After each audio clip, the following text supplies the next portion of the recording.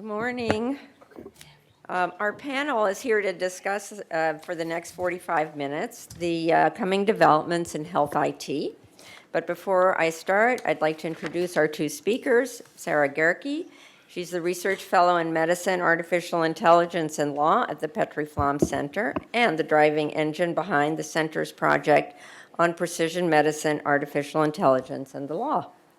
Our second speaker is Adam Landman, who is the Chief Information Officer at Brigham and Women's Hospital, and also the leader, really, at Partners, I think, in artificial intelligence and in moving things forward in this very changing world. So thank you. And so what's on our agenda today? Well, it's health information technology, or health IT, often refers to the electronic systems healthcare professionals use to share, store, or analyze health information. Thus, the collection of data, data sharing, the patient experience, patient access to data, and data privacy play here an essential role.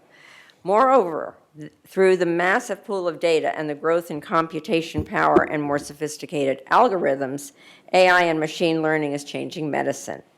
But with this change, it's also essential that we look at liability, in case something goes wrong, safety of products. And Sara and Adam will discuss some of these important issues raised by health IT in the next 25 minutes, and we will then have 15 minutes left for discussion and questions from the audience. So I turn this over to Adam, I believe. Thank you. Thank you for the really nice introduction, Rena, and thank you all for the opportunity to talk with you this morning. While we're going to talk about technology and AI, I always like to set the stage that what we're really talking about is healthcare. And the true opportunity in healthcare right now, I think, is well captured by the Institute for Healthcare Improvement's triple aim, combined with one additional aim that was recently added by the American Medical Association. If you're not familiar with the IHI's triple aim, we're seeking to improve overall population health, improving the experience of care, so the safety and the impact of care, and the efficiency of care, or the cost of care. But at the same time, we also need to pay attention to our clinician experience. Often we make changes to healthcare, such as introducing technology, and we find that it increases administrative burden for our clinicians and for our patients. And so what we're really looking for, as we're talking, we're looking for solutions that address all four of these aims. There's not a single panacea for this, but I think artificial intelligence and machine learning really has an opportunity to make substantial improvements to address the quadruple aim.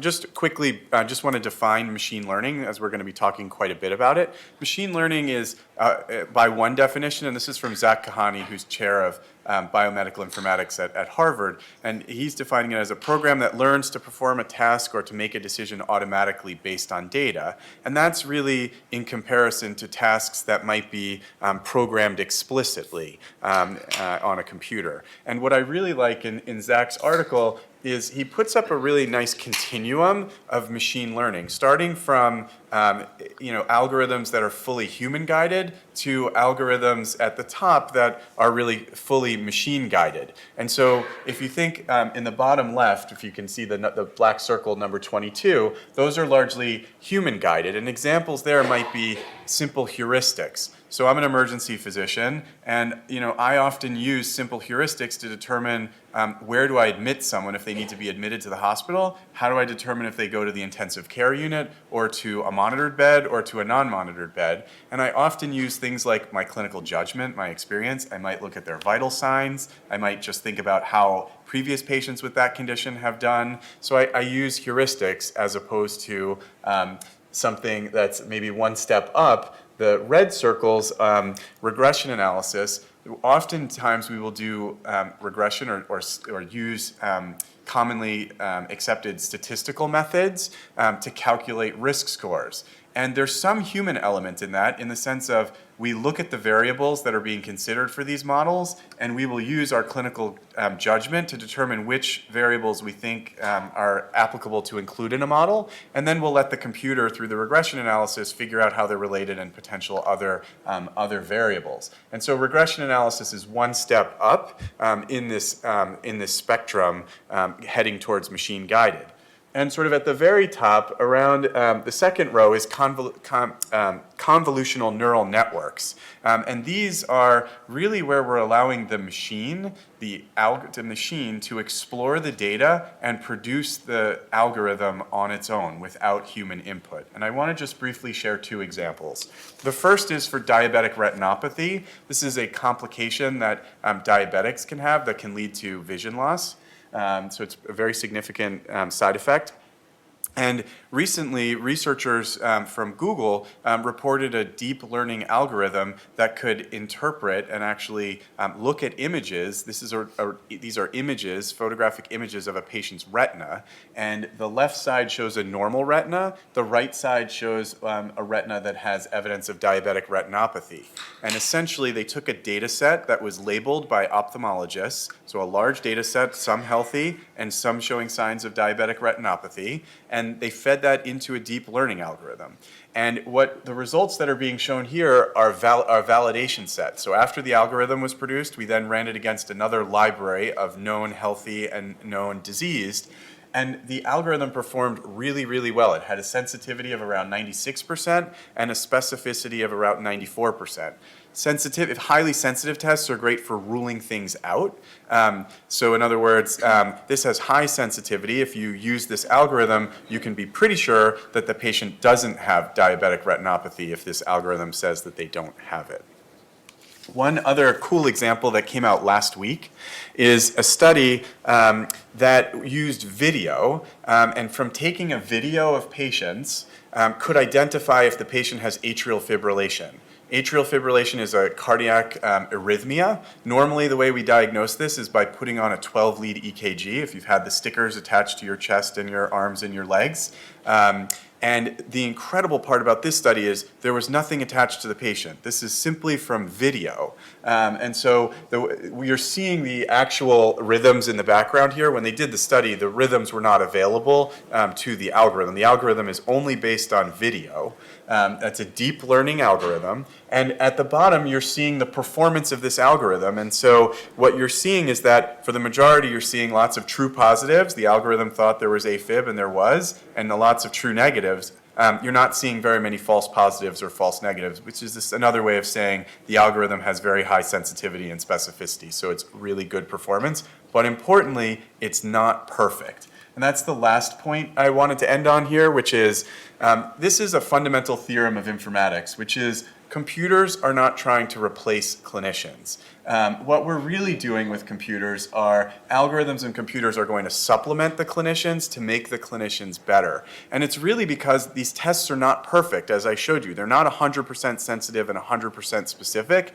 Think about the atrial fibrillation case. If we're wrong and we miss a case of atrial fibrillation and there's no other intervention, then you have a patient walking around that has atrial fibrillation, not being anticoagulated, treated with blood thinners, and has a higher risk of developing a stroke.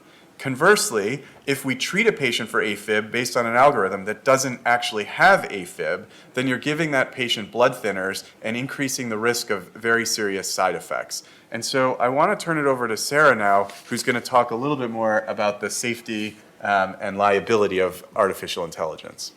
Yeah, so this year was also a very important year for regulators and AI. So in April 2019, the FDA proposed a regulatory framework for modifications to AI/ML-based software as a medical device.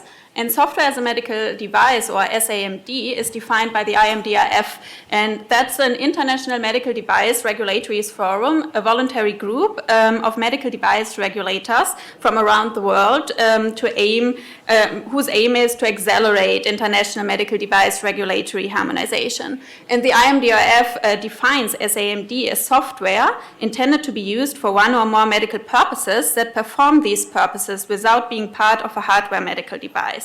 And the FDA, under the Federal Food, Drug, and Cosmetic Act, considers medical purpose as those purposes that are intended to treat, diagnose, cure, mitigate, or prevent disease or other conditions. So in short, SAMDs is software that is on its own a medical device, but is not part of a hardware medical device. And until now, the FDA has exclusively approved or cleared AI/ML-based SAMDs that are locked algorithms. And the FDA defines a locked algorithm as an algorithm that provides the same result each time the same input is applied to it and does not change with use. So any AI/ML system can actually satisfy this definition, provided it is fixed in advance. The most AI/ML algorithms are adaptive, and that's arguably their key strengths. So even parameters in a simple module, like a logistic regression, will gradually evolve as a model is refit in response to new data. And so as the use of AI and ML in medicine continues to grow, regulators really face a fundamental problem. So after evaluating a medical AI/ML technology and deeming it safe and effective, the question is, should the regulator limit its authorization to only the version of the algorithm that was submitted, or really permit marketing of an algorithm that can adapt and continuously evolve and learn to new conditions? And so for drugs and ordinary medical devices, this problem typically does not arise, but it is this capability to continuously evolve which underlies much of the potential benefit of AI and ML. And so for adaptive AI/ML-based SAMDs, the FDA, for example, proposed a total regulatory lifecycle regulatory approach. It's a TPLC approach. And that permits improvement of such devices while maintaining their safety and effectiveness. And the TPLC approach, FDA's TPLC approach, is a feature of the software pre-certification program. And that is piloting currently on a small number of companies to determine its feasibility. And so one major idea of this discussion paper, FDA's discussion paper, is that AI/ML-based SAMD could be updated to a certain extent after marketing authorization. So when seeking initial pre-market review of an AI/ML-based SAMD, manufacturers would be given the option to submit also a predetermined change control plan, which contain a description of anticipated modifications and also an algorithm change protocol, including the associated methodology being used to implement such changes. And so in our newest paper, which was just published today in Science, my colleagues at INSEAD, Professor Boris Babik, Professor Theodoros Evgeniou, and Professor Glenn Cohen and I, we discussed the update problem and also the treatment of locked versus adaptive algorithm by building on FDA's discussion paper and also on the pre-cert program, which may play really an influential role in how other countries will shape their associated regulatory architecture. And so in our new paper, we suggest a continuous risk monitoring approach. So as regulators push forward, we think that their emphasis should be really on developing a process to continuously monitor, identify, and manage associated risks due to AI/ML features such as concept drift, covariate shift, and instability, and less on articulating ex-ante plans for future algorithm changes. So first, concept drift describes a situation where there is the true relationship between inputs and outputs changes, and that can be over time. So this may happen because of a changing environment or because a model was misspecified. So consider, for example, an AI/ML system that is trained to identify skin lesions as benign or malignant. And so the model presupposes an underlying distribution of these labels, so benign versus malignant. However, the data sets often of these AI/ML systems rely on typically do not track race or skin color, or may miss or not report certain skin types. And yet this malignancy of skin lesions, so the true relationship between the inputs and the output diagnosis, may vary across race and skin type. And as a result, the same image can lead to two different probabilistic diagnoses. And that's depending on the underlying skin and race, and which is really an omitted feature. And second, when the input distribution of new data is different from the data that the algorithm was trained or tested on for approval on, the result is covariate shift. And that can, for example, happen when the training data may have come from geographically centralized clinical sites but the device is to be deployed beyond those regions and populations.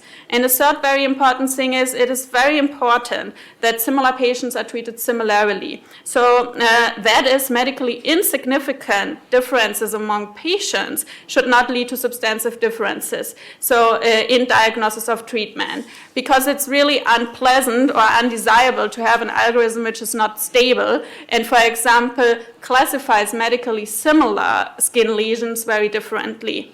So to sum up, we really suggest that a continuous risk monitoring approach to identify and manage risk due to AI/ML features such as concept drift, covariate shift, and instability can include different elements such as retesting, simulated checks, adverse world stress tests, and appropriate division of labor, and also the use of innovative electronic systems.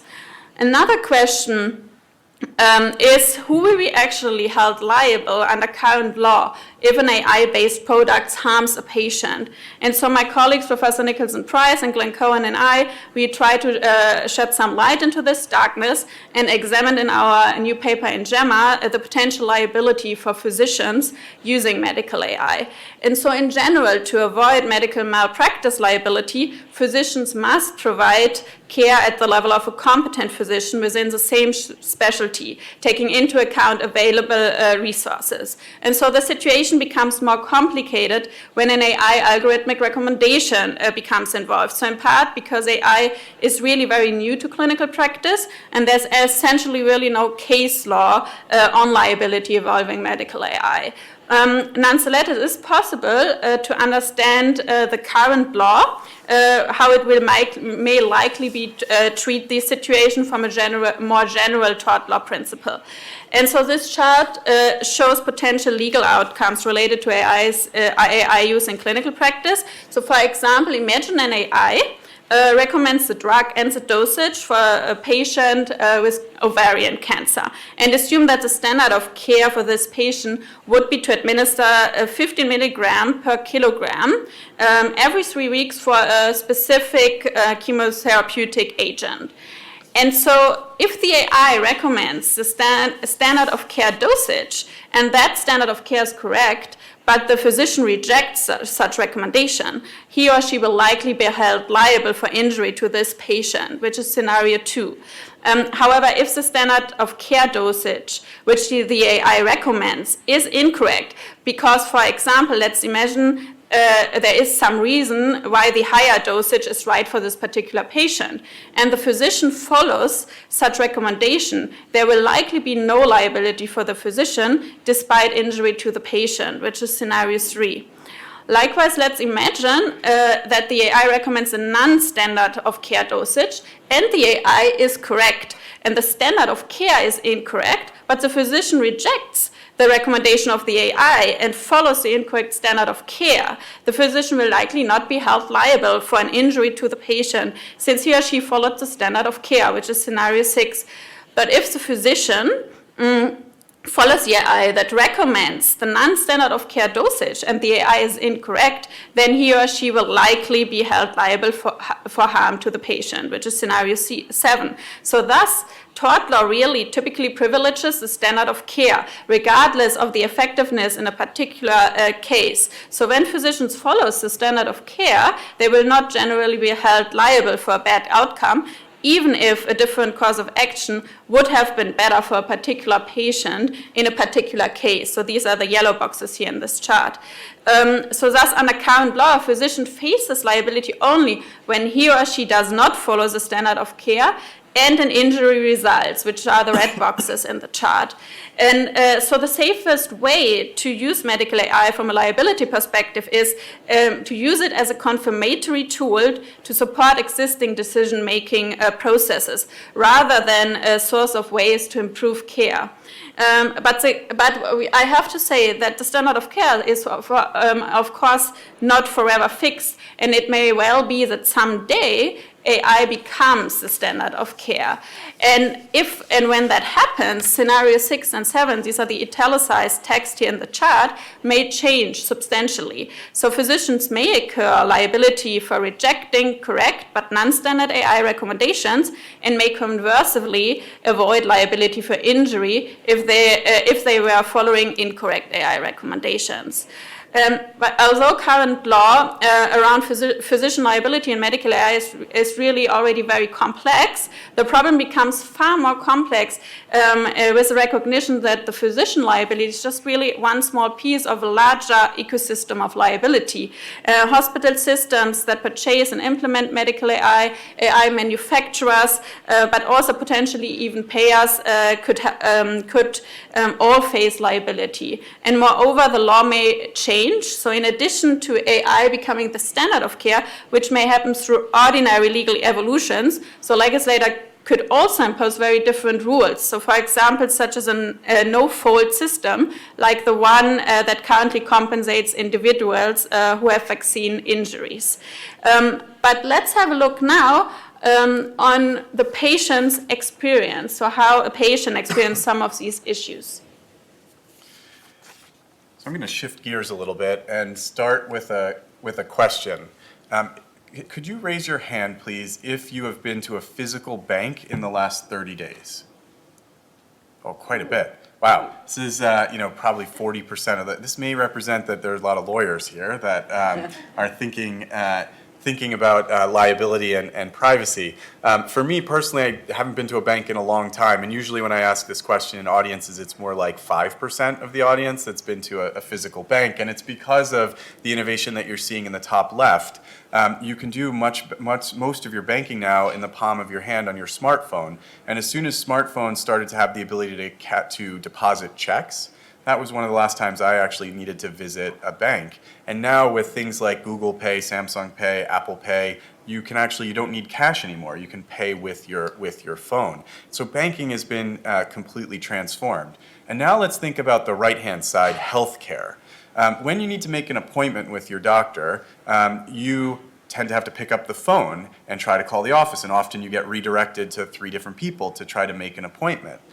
Then you actually go to your appointment, and oftentimes you're asked to sign in, write your name on a piece of paper at the front desk. And then they hand you a stack of papers to fill out, asking you about your medical problems, your meds, your allergies, all information that's already in the electronic health record. Then you sit down, dutifully filling out your stack of papers, and then they sort of open a door and yell out your name, inviting you back into the office. And so if you think about the experience of healthcare, and then you compare it to industries like banking, you realize there's an incredible opportunity here for digital technologies to improve the patient experience and efficiency of healthcare for both the practice as well as for patients. One thing that I think is coming in the future is prescribing, in quotes, of digital applications. So we're starting to see the rise. There's about 300,000 apps available for patients to download in the iOS and Android app stores. A small fraction of those have actually been validated and actually have real evidence behind them to use them. For instance, there are some apps out there that help diabetics. That adhere to the diabetes prevention program, and there's some good data showing that those are effective. So as a doctor, how do I tell my patients about these digital tools? And there are starting to become some companies and products that allow clinicians to electronically prescribe digital tools for their patients, and that's what's being shown here. I can search for a digital intervention like this digital diabetes prevention app, order it for my patient, sign it just like I would electronically sign it just like I would sign a prescription, and then that gets transferred to the patient either through their patient portal or that could be sent to them over a text message. But the neat thing here is, because I know which patient is getting the app, when the patient starts to use the app, and if they record any data in the app, this tool allows that data to feed back into the electronic health record so that the clinician and the clinical care team can start to see, did the patient use the diabetes prevention program app? What are their blood sugars? And start to see all of that information and be able to use that in the care of the patient. Another cool application is, just to give you a sense of where this is going, prescribing Amazon shopping lists to patients. So now imagine that you're going for a surgical procedure like a knee replacement, and after the knee replacement, we know you need certain supplies, some bandages, some tape, maybe an ACE wrap, and instead of writing a list or telling you, or frankly not telling you, what if we prescribed to you a shopping list that came to your email with Amazon, you would click on it, had all the things that we think you need, and with one click in Amazon, you could then pay for it and have that delivered to your house. So this is some of the ways that I think digital is going to transform healthcare, and in order to power this, we need data behind it. And getting data can be challenging, particularly for startups and other companies outside of healthcare. One advancement that's truly improving interoperability of healthcare data is something called FHIR, Fast Healthcare Interoperability Resources. And this is really an application programming interface, a standard fancy way of exchanging information between two software programs. This is the way modern software programs communicate with each other. So Facebook, Google, this is how they integrate and share data with other electronic applications. And so now imagine we define a standard application programming interface layer right in the middle, FHIR, for all of healthcare data elements. And then imagine that our electronic health record vendors agree to support that standard data format and that standard application programming interface.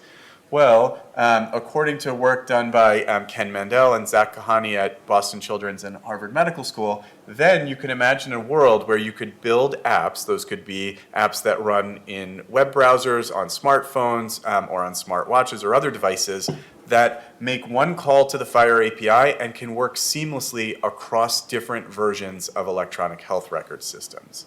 So you might say, this is a good vision, it sounds good for academics, but why would any of these electronic health record companies that are competitors of each other, why would they agree to participate in FHIR and open up and share the data? Well, the answer is because they have to, because policy that started way back with meaningful use has been extended in the 21st Century Cures Act, and now there's about to be an update released any day now that is requiring health systems that receive Medicare or Medicaid payments to make available a standardized API, application programming interface, for patients so that patients can authorize the use of those APIs for other applications. So just to show you what that means, is anybody using Apple and their iPhone to retrieve their electronic health records? Anybody? One? Okay, two. No, that's appropriate. Not a lot of folks know about this yet, so that's about now you're about average compared to other groups that answered that question. But Apple now has the ability, built in natively to the most recent iOS operating systems, you can go into health records on the iPhone and you can connect it to the hospitals or ambulatory practices that you're seeing, and you use this API, you authorize it with your credentials for the patient portal, and then Apple's using that API that I just talked about to take that data and put it onto your smartphone. And then Apple has an interface, which you're seeing here, where you're basically combining data you can combine data from multiple hospitals or clinics, and it allows you to view your healthcare data. Apple also offers an API so that third-party developers can start to build apps taking advantage of this data, which is really exciting. But as you can imagine, this data is becoming more widely available for patients to use, which is really exciting. Lots of data is also required for machine learning algorithms, and it starts to raise real questions, significant questions about data privacy. So I'm going to turn it back to Sara to help answer those questions. Yeah, so the Health Insurance Portability and Accountability Act we heard about this morning already, HIPAA, the privacy rule, is really the key federal law to protect health data privacy. And so under the HIPAA privacy rule, patients have generally the right to access their personal data and the electronic health records. So many healthcare systems streamline the process by providing patients with internet-based portals. So for example, through the Open Notes platform or similar platforms, in which patients can see their own medical records. And Also, the FDA has issued non-binding guidance in 2017 indicating general support for manufacturers sharing patient-specific information from medical devices with patients at their request. And as FDA correctly points out in this guidance, such information really may assist patients in being more engaged with their healthcare providers in making sound medical decisions.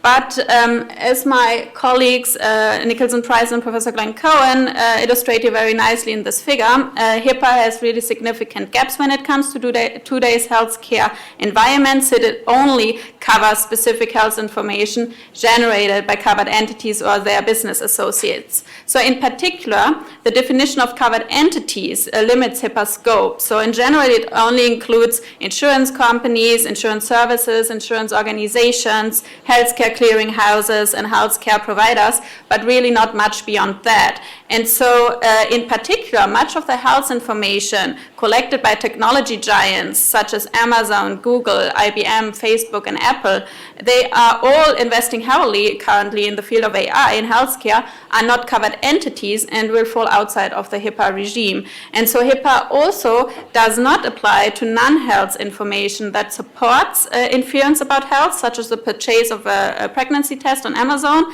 And moreover, HIPAA also does not apply in cases of user-generated health information. So for example, a Facebook post about a disease falls outside of HIPAA's regime. And these are only some reasons why a lot of people think that HIPAA is considered by many really out of date. And however, while HIPAA preempts less protective state law, it does not preempt states whose laws are more protective. And so as we heard this morning already, inspired by the EU General Data Protection Regulation, the GDPR, California has recently taken action at the state level. And so on June 28, 2018, the California Consumer Privacy Act of 2019 was passed, and the CCPA will be operative from January 2020. And as amended, the CCPA will grant various rights to California residents with regard to personal information that is held by businesses. And the term business generally applies to a business that collects consumer personal information, that does business in the state of California, and that satisfies one or more of the following thresholds. So A, has annual gross revenues in excess of $25 million, or B, alone or in combination, annually buys, receives for the business commercial purposes, sells, or shares for commercial purposes, alone or in combination, the personal information of 50,000 or more consumers, households, or devices.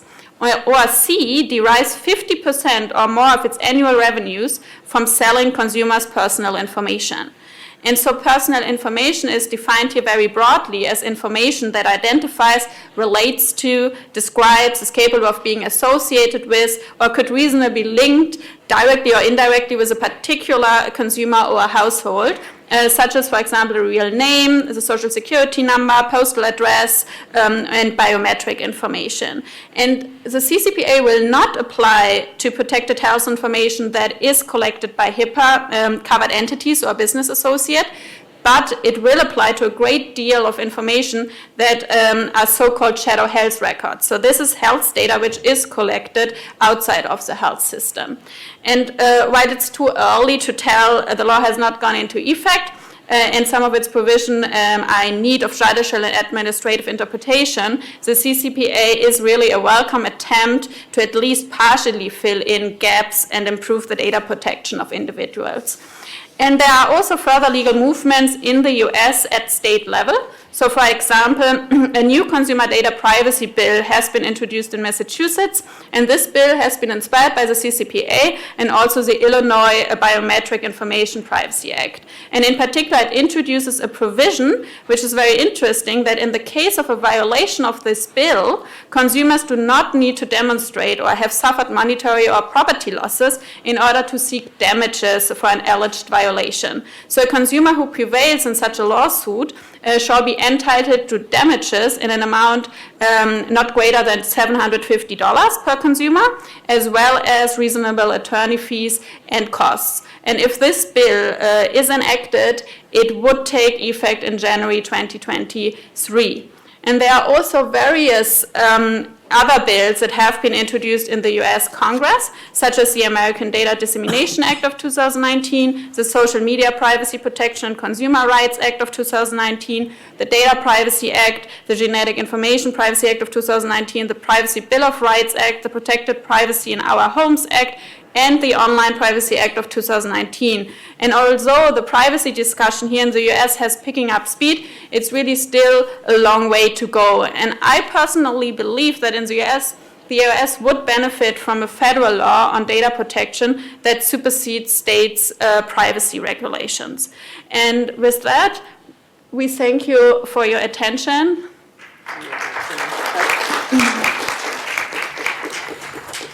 So everyone who would like to ask a question, please feel free to come on up. And I might just start with one question, which is really an issue that is sort of interest and concern, which is with artificial intelligence and all the algorithms, the concern is the liability around knowing something several years beforehand, predictive medicine, and what do we do about the physician-patient relationship? Does the physician acknowledge to the patient that this algorithm is predicting something in the next few years? What are the ethics around that, and what is the liability around that? That's a sort of open question.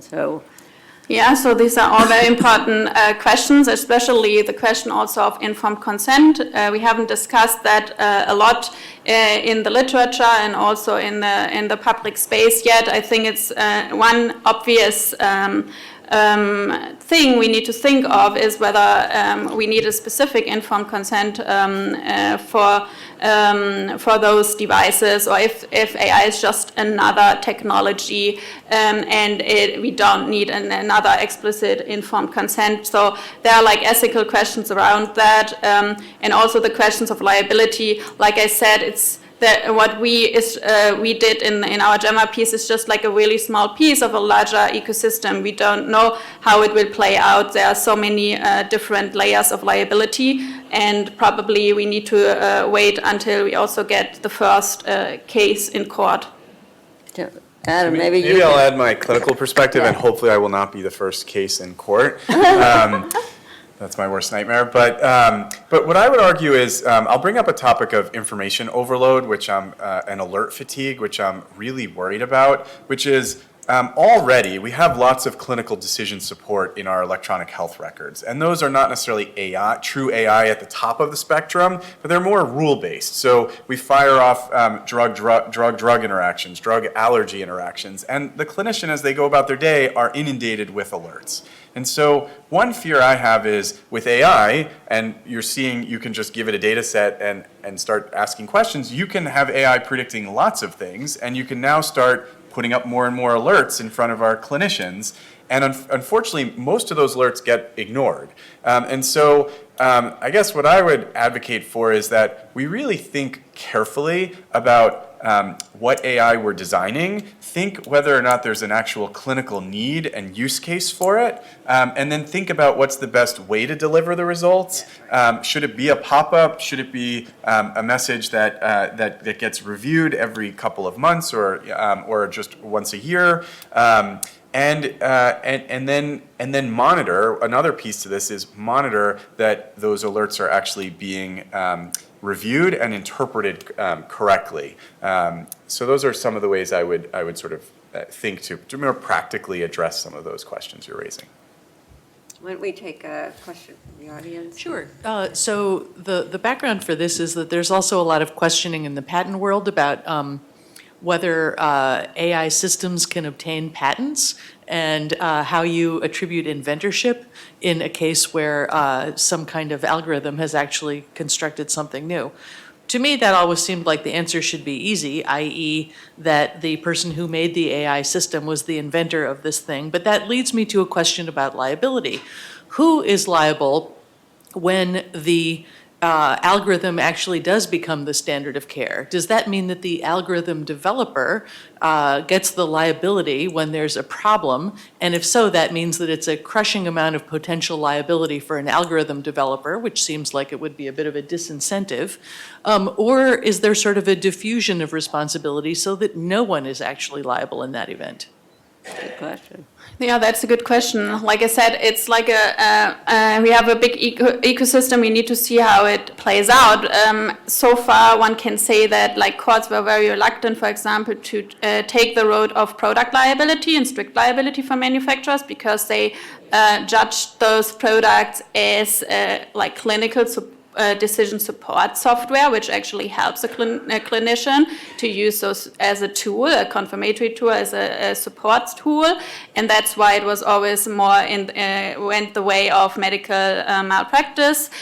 So this is something we will see in the future, whether it changes, because we have an AI which is black box, uses neural networks, etc. And so probably the question is like the physician still the captain of the ship, or does this change? So that's something we need to watch out in the future. And probably it can also be, like I said, that someday probably we get regulations similar to what we currently do with vaccines, that we have like a fund where everyone is paying in.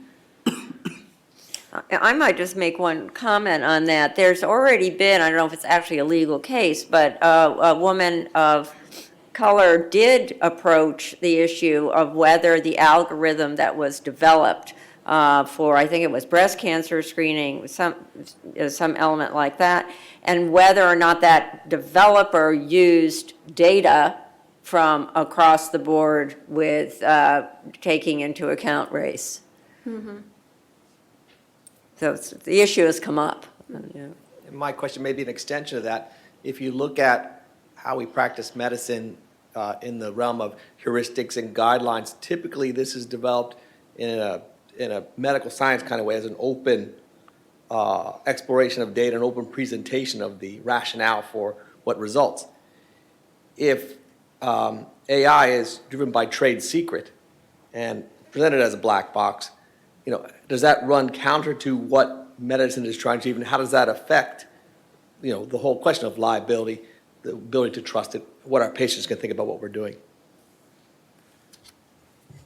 It's a wonderful question, an important question. I think there are some, certainly in the academic worlds, some journals are starting to require that as you publish on your algorithms, that you actually publish your data set as well. And that way we can get some reproducibility and some insights into how this is all working. I don't know if that's going to really get traction, but it is starting, and I think there's a little bit of a movement forming around it, and some very prestigious journals are actually requiring that. So that may be one way to help with this, so that it doesn't truly become entirely a black box, and especially in medicine where we want to replicate things, and we often see in clinical trials divergent results when we try to replicate. And so I think that's a really important part about medicine, as we need to do multiple studies to tend to get to the current state truth. Yeah, so I also think like one should encourage like the community or the developers of AI to just try to publish more in peer-reviewed journals, to just make sure that the data sets also that they are using are as good as possible, non-biased. It's very difficult because we also have unconscious bias, but to at least try to start with a product which is like already has a good robust ground to then, because then we get the other problems like Adam already mentioned. It's just one start to have like a good product, but the other one is also the application and the use. Is it really like, how do you implement those products then in the clinics? And then another big challenge, as I said, is when those products are adaptive and they can learn over time, that we make sure that we continuously monitor those products to be safe and stay safe and effective, because the world is not static, and so that's also another big challenge. But if we already start with a product from the beginning which does not fit any requirements and any safety and effectiveness standards, then we will fail in the long term. Are there any other audience questions? We're almost out of time, so you're the last word right now. Well, first, I'm going to come back to that question that I asked, because it's not answered yet, which is, as we predict through AI and are able to tell a patient that they're going to have a disease state, what is our responsibility, and what do we do with the patient, and what does the patient do with this knowledge? I know we can't answer that today, but I think that is going to be a question that we have to address as we know more. When and how do we act? It's my... No, it's profound. And the only other comment I would add is we can look to genomics. So there are, right now, genomics testing going on. We often consent the patients for this exact reason. So for instance, you can get a test for Huntington's disease, and we unfortunately don't have a treatment for that. And so the patient really needs to decide, do they want to be tested for that and know ahead of time? And it's unfortunately a very devastating disease. And so I think we might be able to look to genomics for some guidance on this, so they have not figured out the answers either. Sara?